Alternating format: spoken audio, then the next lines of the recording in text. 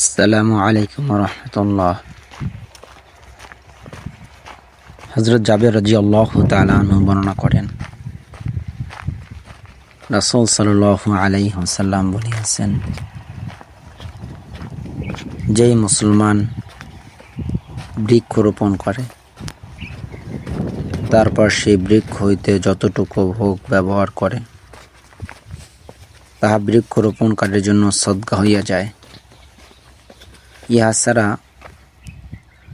যাহা কিছু চুরি হয় তাহাও সদকা, অর্থাৎ উহাতে মালিকের সদকার সওয়াব হয়।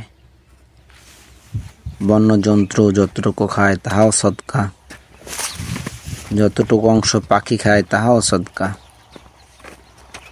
কেহ যদি সেই বৃক্ষের ফল বা অন্য কিছু গ্রহণ করে, তাহাও মালিকের জন্য সদকার হিসাবে বিবেচিত হইবে।